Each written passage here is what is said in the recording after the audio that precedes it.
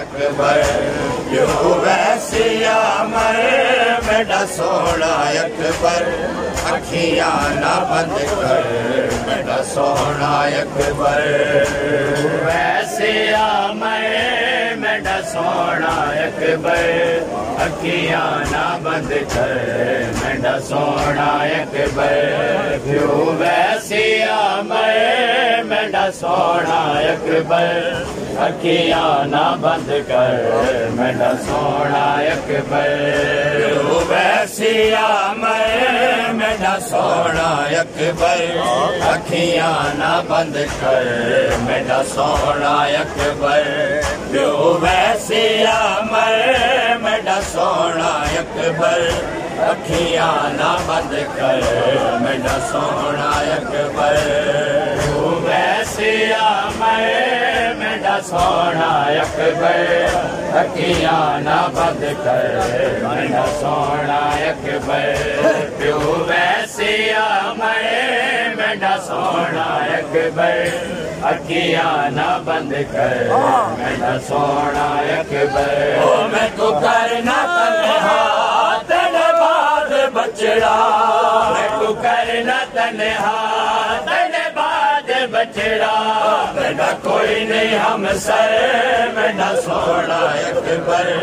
अखियां ना बंद कर मेरा सोना अकबर वैसिया मैं मेरा सोना अकबर अखियां ना बंद कर मेरा सोना अकबर मैं तो करना तन्हा तेरे बाद बचड़ा मैं तो करना तन्हा तेरे बाद बचड़ा मेरा कोई नहीं हम सर मेरा सोना अकबर अखियां ना बंद कर मेरा सोना अकबर वैसिया मैं मेरा सोना अकबर अखियां ना बंद कर मेरा सोना अकबर बड़े ज़हरा दा जाया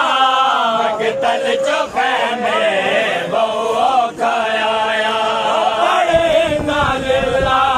ज़हरा दा जाया तल चौखे में बहु खाया रो के आके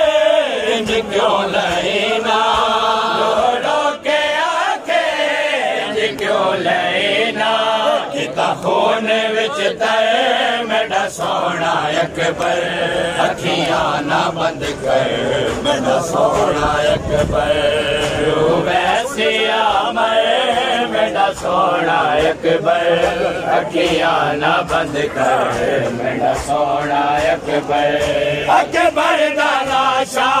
जदों खेमे आया लैला दे पासों ओ वेड़े आया अकबर दा लाशा जदों खेमे आया लैला दे पासों ओ वेड़े आया सदके मैं को एक बार मैं ते सदके मैं को एक बार मैं ते एहसान चाकर मेरा सोना अकबर अखियां ना बंद कर मेरा सोना अकबर वैसिया मैं मेरा सोना अकबर अखियां ना बंद कर मेरा सोना अकबर परदेस आके इंज नहीं करीदा कलिया छड़ नहीं वलीदा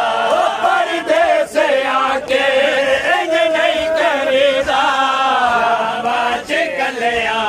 छड़ नहीं वलीदा बाद बचड़ा मेरी लाश रुल से बाद बचड़ा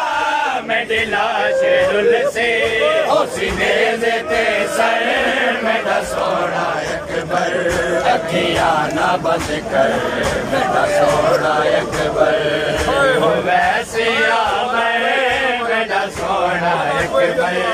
अखियां ना बंद कर मेरा सोना अकबर परदेस आके इंज नहीं करीदा कलिया छड़ नहीं वलीदा परदेस आके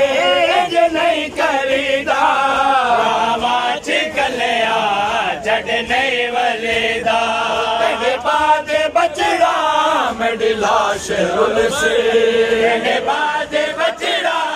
मैं दिला शेरुल से उसने ते सर मेरा सोना अकबर अखियां ना बंद कर मेरा सोना अकबर वैसे आ मैं मेरा सोना अकबर अखियां ना बंद कर मेरा सोना अकबर दुखड़े नदी में से गल दे ही खा गए अरे जुल्म जिदा